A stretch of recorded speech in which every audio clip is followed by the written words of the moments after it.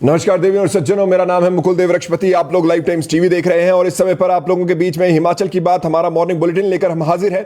हिमाचल की बात, इस मॉर्निंग बुलेटिन में हम आप लोगों को हिमाचल प्रदेश में चल रही तमाम बड़ी गतिविधियों के बारे में बताते हैं। आपको बताते हैं ऐसी कौन सी चीजें हैं, ऐसी कौन सी बातें हैं जो प्रत्यक्ष या अप्रत्यक्ष तौर पर आपके जीवन में असर डाल सकती है, और उन्हीं सभी का लेखा जोखा लेकर हम आप लोगों के बीच में इस बुलेटिन के दौरान आते हैं। आप सभी लोग जो यहां पर जुड़े हैं, आप सभी लोगों से एक अनुरोध अवश्य रहता है और आज भी वो रहेगा कि स्ट्रीम को जितना ज्यादा हो सके शेयर अवश्य करें, लाइक का बटन अवश्य दबाएं और कमेंट के माध्यम से अपने विचार अवश्य व्यक्त करें। हिमाचल प्रदेश की यदि बात करें तो हिमाचल प्रदेश के मुख्यमंत्री इस समय पर राजधानी दिल्ली गए हुए हैं और दिल्ली से लौटने के बाद यहां पर बड़े प्रशासनिक फेरबदलों की बात हो रही है। जी हां, हिमाचल प्रदेश के मुख्यमंत्री सुखविंदर सिंह सुक्खू जी पिछली शाम हमारे बीच में दिल्ली गए और वहां से लौटने के बाद अब यहां पर यह बात हो रही है कि बड़ा प्रशासनिक फेरबदल हो सकता है। सभी जिलों के डीसी और एसपी यहां पर बदले जा सकते हैं, लेकिन उससे पहले यहां पर बड़ी बात जो उससे पहले बड़ी बात है वो आपको बता देते हैं। सरकारी खर्च में कटौती करने की उन्होंने यहां पर बात कही है। यहां पर मुख्यमंत्री ने मंत्रियों से रिपोर्ट मांगी है कि भाई देखिए किस तरह से सरकारी खर्च में कटौती की जा सके, किस तरह से जो बेकार खर्च है जो यहां पर नहीं होना चाहिए उनको यहां पर खत्म किया जा सके, ताकि प्रदेश के लिए जो बजट यहां पर बने वो सभी लोगों को लिए बेहतर बने और आगे जो है वो यहां पर हम फजूल खर्ची ना करें। इस तरह से उन्होंने यहां पर निर्देश दिए अपने मंत्रियों को और उनसे कहा है कि आप इसके लिए जो भी आपके सजेशन है वो जुटाएं और बताएं कि किस तरह से ये फजूल खर्ची कम की जा सकती है या बिल्कुल बंद की जा सकती है। तो इसके बारे में आप लोगों को बताएंगे। उसको छोड़कर हिमाचल प्रदेश में जगह जगह अलग अलग हादसे हुए हैं, उनके बारे में आपको बताएंगे। तो आप सभी लोग जो यहां पर जुड़े हैं इस स्ट्रीम को जरूर शेयर कीजिए और अपने कमेंट के माध्यम से अपने विचार अवश्य व्यक्त किया कीजिए, क्योंकि आपके विचारों के कारण ही पता चलता है कि भाई जनता किस ओर जा रही है। और अगर शेयर करिए, एक दो बड़े ग्रुप्स में शेयर कर दीजिए और लाइक का बटन लगातार दबाते रहे। अगर कमेंट करते हैं बहुत बढ़िया, कुछ भी नहीं कर पाते तो लाइक का बटन तो लगातार दबाते ही रहे। चलिए बात करते हैं यहां पर, जब हम यहां पर बात कर रहे हैं तो अब यहां पर आते फजूल खर्ची जो यहां पर खत्म करने की बात हो रही है। देखिए हिमाचल प्रदेश सरकार पर जैसे ही यहां पर सत्ता परिवर्तन हुआ, करीब 75,000 करोड़ रुपए का कर्ज है। यानी कि भारतीय जनता पार्टी की सरकार में हमारे पास अभी तक 75,000 करोड़ का कर्जा हो चुका था। और उसके बाद यहां पर मुख्यमंत्री ने अपने मंत्रिमंडल के सभी सदस्यों को 1 महीने के भीतर एक रिपोर्ट यहां पर दायर करने को कहा है, जिसमें उन्होंने कहा है कि भाई जो ऐसी चीजें हैं जिसमें आप खर्चा रोक सकते हैं, बचा सकते हैं, तो वैसी चीजों के लेकर एक रिपोर्ट बनाइए और वो रिपोर्ट 1 महीने में हमें बताइए। इस रिपोर्ट में उन्होंने विभाग के किस स्तर पर खर्चों को कम किया जा सकता है ये मंत्रियों को यहां पर बताना है।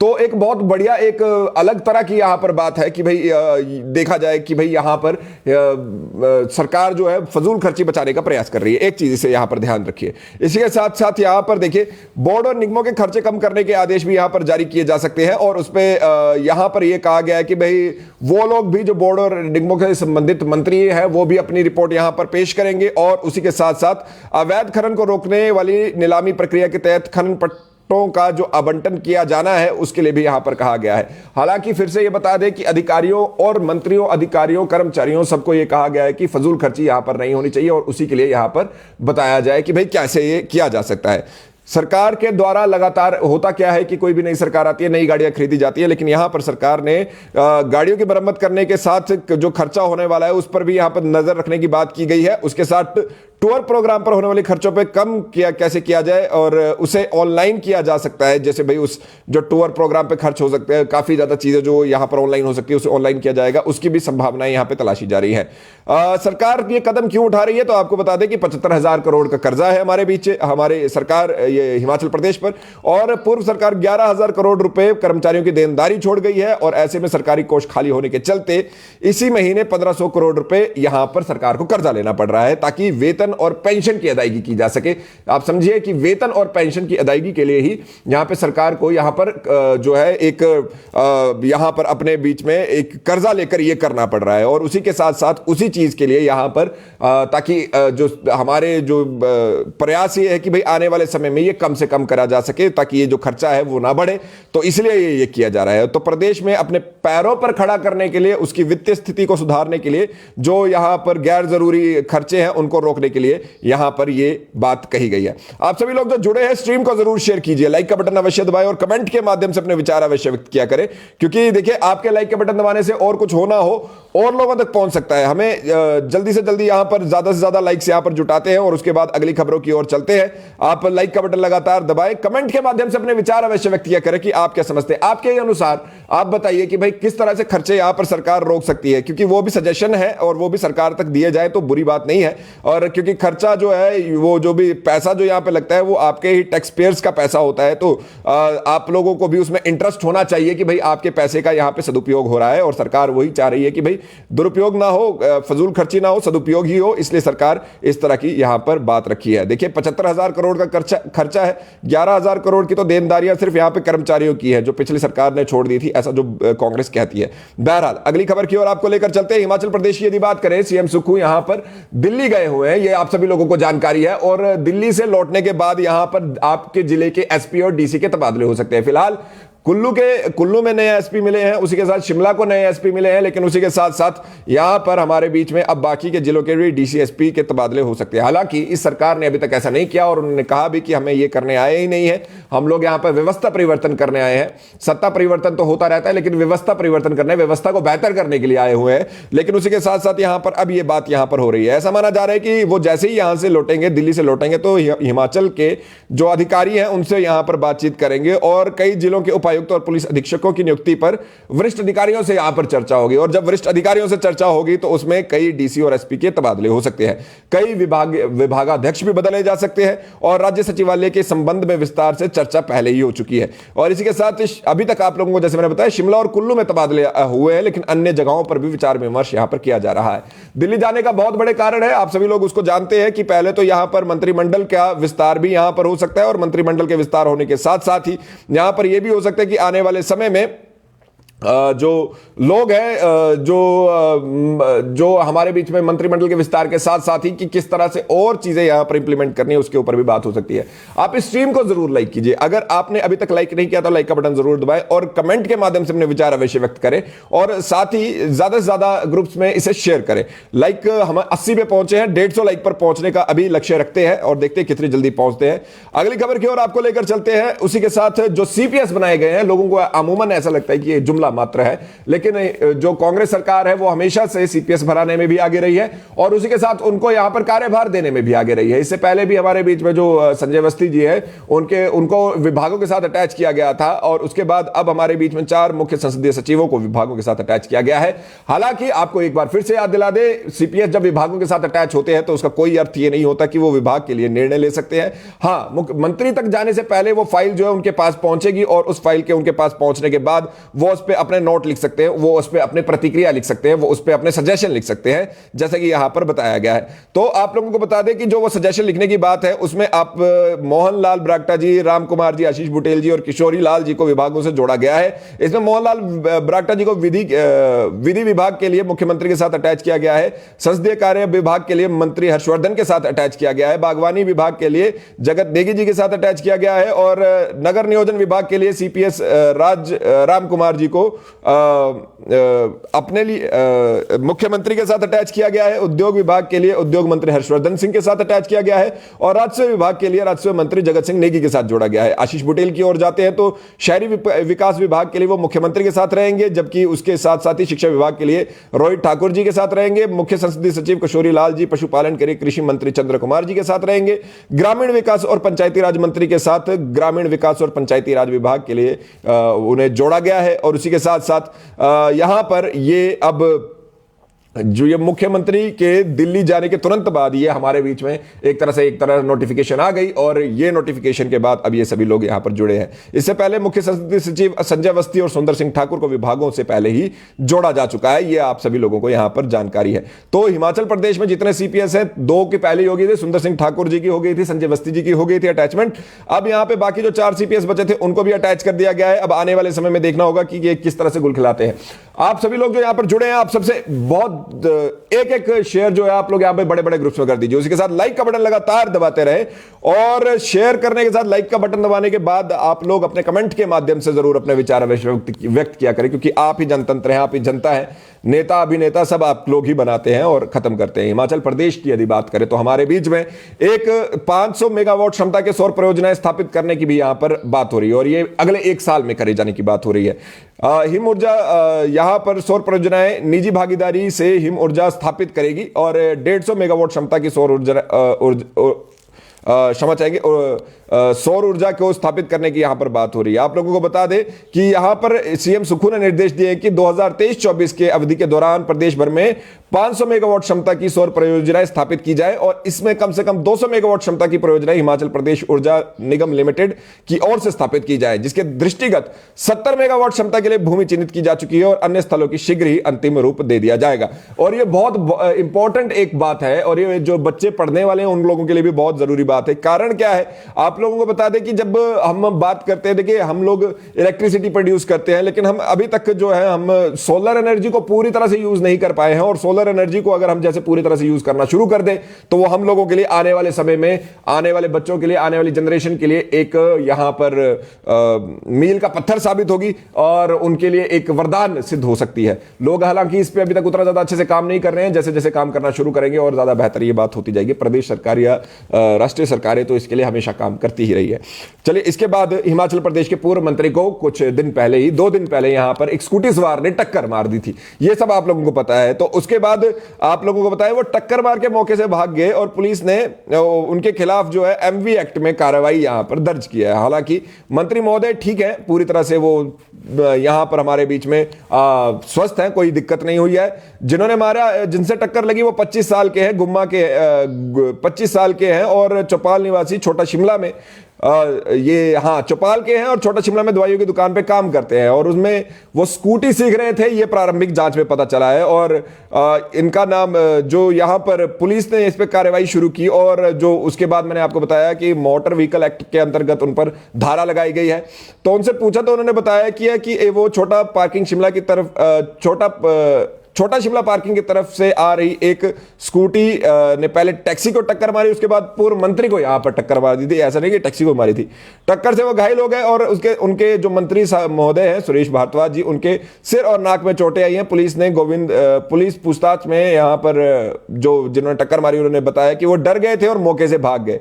उधर छोटा शिमला थाना में उनके खिलाफ मुकदमा जारी है, छानबीन जारी है और उसी के साथ साथ यहां पर पूर्व मंत्री सुरेश भारद्वाज जी का भी उपचार जारी है। और जैसे कि बताया कि वो टहलने गए थे और स्कूटी चालक आए और उनको टक्कर मार दी। एक तो ये भी कोई ऐसा ही स्कूटी चालक है जो मेरे जैसा होगा, जिसको आता ही नहीं है चलाने और इसी वजह से ऐसा हुआ होगा।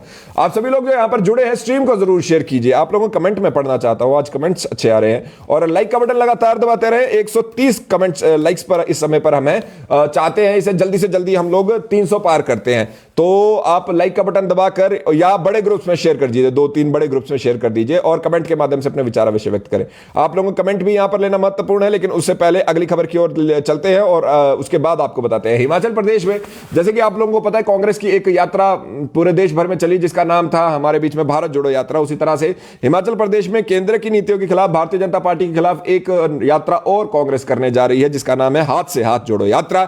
इस यात्रा के दौरान यहां पर 26 जनवरी से यह शुरू होगी और ये प्रदेश भर में 1 महीने तक ये चलेगी कि पार्टी केंद्र सरकार की विफलता का संदेश यहां पर पहुंचाने का प्रयास कर रही है। प्रदेश के सह प्रभारी जो है कांग्रेस के संजय दत्त, उन्होंने बताया कि अभियान जिला मंडी के जोगिंदरनगर से शुरू होगा और कांग्रेस के पूर्व अध्यक्ष राहुल गांधी के भारत जोड़ो यात्रा की कड़ी को आगे निकलते हुए यह अभियान प्रदेश के निचले स्तर मतलब बिल्कुल मैक्रो लेवल पे चलाया जाएगा। कांग्रेस मीडिया विभाग के अध्यक्ष जो है और उसी के साथ सुखविंदर सिंह सुक्खू मुख्यमंत्री जी के हमारे प्रधान सचिव जो हैं नरेश चौहान जी, उन्होंने कहा कि अभियान प्रदेश स्तर से लेकर जिला और बूथ स्तर पर चलाया जाएगा और इसमें लोगों को केंद्र की नीतियों के बारे में, मोदी सरकार की नीतियों के बारे में उजागर किया जाएगा कि किस तरह से वो उनका हनन यहां पर कर रही है। प्रदेश में 30 जनवरी को महात्मा गांधी की तस्वीर के सामने तिरंगा लहराया जाएगा, यह ऐसा भी कांग्रेस ने यहां पर बताया है। उन्होंने अखिल भारतीय कांग्रेस कमेटी जो है उनके जो महासचिव हैं केसी वेणुगोपाल ने पत्र जारी करके लिखा गया है कांग्रेस को कि पूर्व अध्यक्ष राहुल गांधी 30 जनवरी को सुबह 10 बजे जम्मू कश्मीर कांग्रेस कार्यालय में तिरंगा लहराएंगे और यह यात्रा गत 7 सितंबर को कन्याकुमारी से जो आरंभ की गई थी और 3970 किलोमीटर की इस यात्रा में 12 राज्य, 2 केंद्र शासित प्रदेश कवर किए हैं। तो वो अब 30 तारीख को सुबह 10 बजे जम्मू कश्मीर कांग्रेस कार्यालय में यहां पर तिरंगा लहराएंगे। आप लोग क्या मानते हैं कि क्या केंद्र की नीतियां दमनकारी रही हैं? अगर रही हैं तो अपने कमेंट के माध्यम से हमें अपने विचार अवश्य व्यक्त करें, क्योंकि आप लोगों के बीच में हाथ से हाथ जोड़ो यात्रा के लिए यहां पर अब कांग्रेस के जितने भी हमारे मित्र हैं वो आ ही रहे हैं। तो 2024 भी ज्यादा दूर नहीं है, इलेक्शन हमारे बीच में ज्यादा दूर नहीं है। आप क्या मानते हैं, किसके पास एज है? क्या राहुल गांधी की भारत जोड़ो यात्रा से फर्क पड़ा है? आप कमेंट के माध्यम से जरूर बताएं। पड़ा तो होना चाहिए, इतना ज्यादा चले हैं, पैदल चले हैं। और उसी के साथ लाइक का बटन लगातार दबाते रहे। हम 200 लाइक का लक्ष्य लेकर चलते हैं, 160 पे अभी पहुंचे हैं। उसके बाद 200 लाइक तक पहुंचाने के लिए 40 और लाइक्स करने की आवश्यकता है, तो जल्दी जल्दी उन्हें भी दबा दीजिए। आप लोगों के एक लाइक से और लोगों तक भी खबर पहुंच सकती है। हिमाचल प्रदेश में सीमेंट विवाद थमने का नाम नहीं ले रहा। अडानी समूह ने अपनी यहां पर शर्तें रखी है और ऑपरेटर्स ने दो टुक कहा है कि हम शर्तें तो मानेंगे ही नहीं। तो उसके बाद अब ये प्रदेश के ट्रक ऑपरेटर जो है उनमें से काफी हैं जिनके पास जो है किस्तें इस समय पर नहीं जा सकती, जो इनके पास किस्तें देने के लिए पैसे नहीं है। तो उसी के बाद मुख्य संसदीय सचिव चौधरी राम कुमार ने कहा है कि 31 मार्च से पहले ट्रक संचालकों की सरकार के साथ बैठक कर दी जाएगी और गुड्स टैक्स जो है उनको इकट्ठे जमा कराने पर सहमति बनाई जाएगी और 31 मार्च तक गुड टैक्स जमा कराने की छूट उन्हें दे दी जाएगी। आपको बता देते हैं कि सोमवार से यह छूट लागू हो जाएगी, यानी कि आज से यह छूट लागू है। और जिन संचालकों के ट्रक बिना परमिट के खड़े हो गए हैं वे अब इस छूट के बाद ट्रकों को पासिंग और परमिट बना सकते हैं। और इसे लेकर यहां पर सीपीएस ने ट्रक संचालकों के साथ बैठक कर उन्हें यह जानकारी दी है। आपको बता दें कि 31 मार्च से पहले ट्रक संचालकों की सरकार के साथ बैठक कर लंबित गुड टैक्स एक मुश्त जमा करवाने पर सहमति बनाई जाने की यहां पर बात हो रही है। और सिंगल विंडो के तहत ये प्राधिकरण यहां पर बनाएगा जिसमें ट्रक संचालकों को काम अच्छा मिलेगा। भाई उद्योगों के साथ यहां पर बातचीत अच्छी होगी। चलिए जी, अगली खबर की ओर भी आपको लेकर चलते हैं और अगली खबर हमारे बीच में बहुत महत्वपूर्ण है, क्योंकि देखिए यहां पर अधिसूचना जारी हो चुकी है कि तहसीलों और विकास खंडों की सीमाएं अब बदली जा सकती है। आपको बता दें सरकार ने गांव, कस्बों, वार्डों और विकास खंडों, उप तहसीलों, उपमंडल और जिलों की फ्री सीमाओं को 1 जुलाई 2023 तक खोल दिया है। यानी 1 जुलाई 2023 तक अब ये सीमाएं जो है करीब 6 महीने तक इनकी सीमाओं को बदलाव किया जा सकता है। और इसके लिए आपको बता दें कि यहां पर जो ये अधिसूचना जारी की गई है, पूर्व में बड़ी संख्या में ये जो हमारे बीच में सीमाएं जो संशोधित की गई थी पूर्व सरकार के द्वारा भी, और नई उप तहसीलों, उपमंडलों आदि की अधिसूचनाएं भी की गई थी। अब कांग्रेस में सत्ता में आने के बाद बहुत सी इकाइयों की अधिसूचनाओं को सुखू सरकार ने आपको पता है कि रद्द कर दिया है और अब इनको नए सिरे से एक तरह से आदेशों, मगर जो ये आदेश दिए गए इसके आड़े जो है कानूनी पेच आ रहा था, इसलिए सामान्य प्रशासन विभाग को जयराम सरकार की उस अधिसूचना को पलटना पड़ा जिसके अनुसार 1 जनवरी 2023 के बाद ऐसी तमाम इकाइयों की सीमाओं को नहीं छेड़ा जा सकता। उसको अब यहां पर बदल दिया गया है और अधिसूचना जारी करके करीब 6 महीने की मोहलत बढ़ाई गई है। जुलाई तक अब यह बदली जा सकती है। अब 1 जुलाई 2023 तक ये सीमाएं दोबारा उस वक्त तक फ्रीज हो जाएंगी जब तक जनगणना 2021 पूरी नहीं हो जाती। तो आप लोगों को भी कुछ इसमें अपने सलाह मशवरा करना है तो अपने नेताओं से बात जरूर कीजिए। आप सभी लोग जो यहां पर जुड़े हैं उस स्ट्रीम को भी जरूर शेयर कीजिए और लाइक का बटन अवश्य दबाएं यहां पर, और उसी के साथ साथ अपना विचार अवश्य व्यक्त किया करें। उसी के साथ आप लोगों के रिएक्शंस अभी 200 के पास पहुंचने वाले, जल्दी कर दीजिए। और अभी बहुत 3-4 खबरें हैं, 250 तक तो पहुंच ही जाने चाहिए, तभी तो कुछ बात बनेगी कि हाँ भाई सुबह जो उठे थे उन सब लोगों ने यहां पर लाइक का बटन दबाया है। आपको बता दें अजीब से एक हादसे में एक शिमला में तेज रफ्तार जिप्सी के कहर यहां पर बरपा है, जिसमें एक व्यक्ति को टक्कर मारी और उस व्यक्ति की मौत होगी। गाड़ी में सवार जो 6 लोग थे वो घायल हो गए। ये देर रात को ये बात सामने आई है, उसमें आप लोगों को बता दें कि 6 लोगों को जो गाड़ी में बैठे थे उनको भी गंभीर चोटें यहां पर आई है। आईजीएमसी में उन्हें भर्ती कराया गया है। हुआ क्या है कि उपमंडल संजौली चलौठी बाईपास वर्कशॉप के पास चंडीगढ़ की गाड़ी नंबर 1 थी जो कुफरी से शिमला की ओर आ रही थी और अचानक वो अनकंट्रोल्ड हो गई और गाड़ी पैराफिट से जा टकराई। उसके बाद सड़क पर चल रहे एक व्यक्ति के ऊपर चढ़ गई और वो रोड पर ही पलट गई। तो उससे क्या हुआ कि भाई जो व्यक्ति है जिस पर वो चढ़ गई वो घायल हुए और उन्होंने तड़पने के बाद यहां पर अस्पताल में अपना दम तोड़ा। जो मृतक है उनकी पहचान पवन के तौर पे हुई है। पवन कुमार पेशे से मैकेनिक थे और अपनी दुकान बंद करके सब काम करके दुकान बंद करके सड़क पर पार्क खड़ी स्कूटी के पास जा रहे थे। उतने में गाड़ी आई, अनियंत्रित हुई और गाड़ी ने उनको कुचल दिया और पहले पैराफिट पे लगी, फिर उनको कुचल दिया। उससे ये सभी लोग 6 लोग जो बैठे थे वो भी घायल हुए हैं, लेकिन उसी के साथ साथ पवन जी की मृत्यु हो गई है। जो घायल हुए हैं उनका नाम है हर्ष 22 साल के, पुरुषोत्तम 27 साल के, अमन 21 साल के, प्रवीण 27, ममता 35 और ज्योति 26 साल के हैं। इनकी हालत भी स्थिर बनी हुई है, लेकिन जो एक मृत्यु तो यहां पर हो गई है मैकेनिक की, जो हमारे पवन जी थे यहां पर। चलिए ये बाहर की गाड़ी ऐसा कहें कि भाई जो होता है वो बहुत खराब होता है जब इस तरह की बातें होती है, क्योंकि अब आजकल जो है वो बर्फ की वजह से भी ब्लैक आइस हमें कई जगह पे देखने को मिलती है। इसी के साथ हिमाचल प्रदेश में जो हमारे बीच में एक व्यक्ति शिकार खेलने के लिए गए और उनकी संदिग्ध हालत में यहां पर मृत्यु हुई है। आप लोगों को बता दें, ये मृत्यु जो हुई है गलती से गोली लगने के कारण हुई है। ये हमारे बीच में मशोबरा के जंगल में शिकार खेलने के लिए गए थे, ऐसा यहां पर बताया जा रहा है। केवल राम ये 49 साल के थे, अणु तहसील ठियोग ये वहां के निवासी थे, और यहां पर मृतक के साथी टीकाराम को गिरफ्तार किया गया है। जिस बंदूक से गोली चली है वो केवल राम के पास ही थी। और जो कहानी बताई जा रही है वो ये बताई जा रही है कि भाई यहां पर जो है वो गलती से यहां पर हथियारों के साथ जो जंगली जानवरों का शिकार खेलने के लिए गए थे, उसमें एक गलती से गोली चल जाने के कारण यहां पर जो है उनकी मृत्यु हुई है। हालांकि पुलिस इस कहानी की अभी शिनाख्त कर रही है कि कितनी सच्चाई है कितनी नहीं है। आपको बता दें यहां पर उनके पास 12 बोर की बंदूक थी।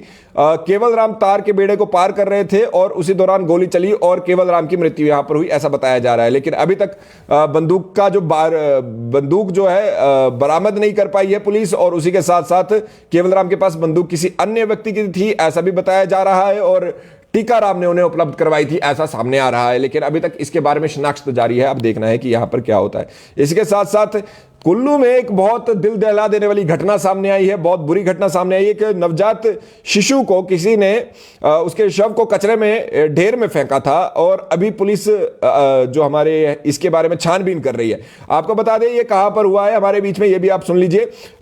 नगर परिषद कुल्लू के तहत ही हनुमान बागी की एक नवजात बच्ची का शव यहां पर मिला है।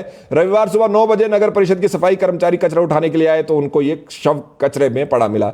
मामले की सूचना पुलिस को दे दी गई है, और बच्ची का शव किसने कचरे में फेंका है उसका भी पता नहीं चला है। लेकिन कुल्लू में इस तरह की बात हो रही है, हिमाचल प्रदेश में इस तरह की बात हो रही है, ये बिल्कुल भी पचती नहीं है बात। और यहां पर जो ये शव है इसको पोस्टमार्टम करने के लिए भेज दिया गया है यहां पर। और अब देखना है कि भाई जो भी ये व्यक्ति हो इस पर कड़ी से कड़ी कार्रवाई होनी चाहिए, क्योंकि छोटी बच्ची को इस तरह से जो यहां पे रखा गया, जैसे फेंका गया शव, वो बिल्कुल भी मानवता लाइक तो बिल्कुल नहीं है, मानवता तो उसे बिल्कुल नहीं कहेंगे। आखिर में 23 और 24 को हिमाचल प्रदेश में भारी बारिश और बर्फबारी का अलर्ट है, येलो अलर्ट है। आप सभी लोग अपना ध्यान अवश्य रखें, क्योंकि हमारे बीच में अगर आपको वैसे वो इसकी डिटेल सुननी है तो वो आप लोगों को वर्षा महंत जी बता सकती है। वो 11 बजे आके आपको मौसम बुलेटिन यहां पर करती हैं, और उसको छोड़कर हम लोग आप लोगों को थोड़ा थोड़ा बताते हैं, लेकिन वर्षा महंत जी के बुलेटिन में वो प्रॉपरली ही बताया जाता है। आप सभी लोग जो यहां पर जुड़े हैं स्ट्रीम को जरूर शेयर कीजिए और लाइक का बटन अवश्य दबाएं। उसी के साथ साथ मेरा नाम मुकुल देव वृक्षपति, आप मुझे फेसबुक, इंस्टाग्राम, ट्विटर पर फॉलो कर सकते हैं, और उसी के साथ साथ हमें लाइव टाइम्स टीवी को फॉलो करने के साथ बेल आइकन दबाना ना भूले। हम फेसबुक, इंस्टाग्राम, ट्विटर, सभी जगह पे है, यूट्यूब सभी जगह पे है। मौसम की जानकारी ओम प्रकाश जी, 2 दिन का येलो अलर्ट है। इसी के साथ क्या बुढ़ापा सिर्फ कर्मचारी, ये एक बहुत अच्छा सवाल आजकल उठ रहा है। HPSCB की न्यू वैकेंसी कब आएगी जी? जैसे ही आएगी आपको बताएंगे। कैसे भारत छोड़ो जम्मू कश्मीर तो भारत में नहीं जोड़ पाए, ये चलिए आपने अपने विचार व्यक्त किए। सभी को गुड मॉर्निंग है। मंडी बिल्कुल खाली कर दी सीएम साहब ने, शेर सिंह जी कह रहे हैं। आप सभी लोगों को यहां पर गुड मॉर्निंग है, जय श्री राम है। आप सभी लोग जो यहां पर जुड़े, आप सभी लोगों का जुड़ने के लिए बहुत बहुत धन्यवाद। इस स्ट्रीम को जरूर शेयर कीजिए, लाइक का बटन अवश्य दबाएं, कमेंट के माध्यम से अपने विचार अवश्य व्यक्त करें। मेरा नाम मुकुल देव वृक्षपति, फेसबुक, इंस्टाग्राम, ट्विटर पर मुझे फॉलो करें। लाइव टाइम्स टीवी को फॉलो करने के बाद बेल आइकन दबाना ना भूलें। देखते रहे लाइव टाइम्स टीवी। आपका दिन शुभ हो। जय हिंद, जय भारत, जय हिमाचल।